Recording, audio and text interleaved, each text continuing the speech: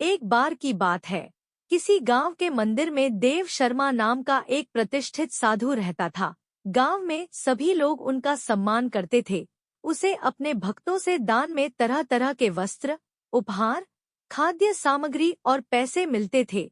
उन वस्त्रों को बेचकर साधु ने काफी धन जमा कर लिया था। साधु कभी किसी पर विश्वास नहीं करता था और हमेशा अपने धन की सुरक्षा के लिए चिंतित रहता था।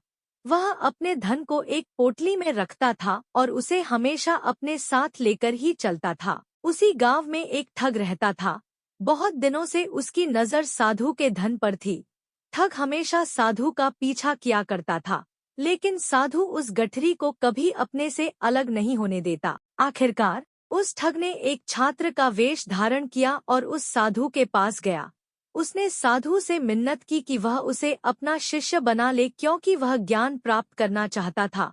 साधु तैयार हो गया और इस तरह से वह ठग साधु के साथ ही मंदिर में रहने लगा। ठग मंदिर की साफ सफाई से लेकर अन्य सभी कार्य भी करता था और ठग ने साधु की खूब सेवा की और जल्दी ही उसका विश्वास पात्र बन गया। एक दिन साधु को पास के गांव में एक अनुष्ठान के लिए आमंत्रित किया गया। साधु ने वह आमंत्रण स्वीकार किया और निश्चित दिन साधु अपने शिष्य के साथ अनुष्ठान में भाग लेने के लिए निकल पड़ा। रास्ते में एक नदी पड़ी और साधु ने स्नान करने की इच्छा व्यक्त की। उसने पैसों की गठरी को एक कंबल के भीतर रखा और उसे नदी के किनारे रख दिया। उसने ठग से सामान की रखवाली करने को कहा और खुद नहाने चला गया। ठग को तो कब से इसी पल का इंतजार था।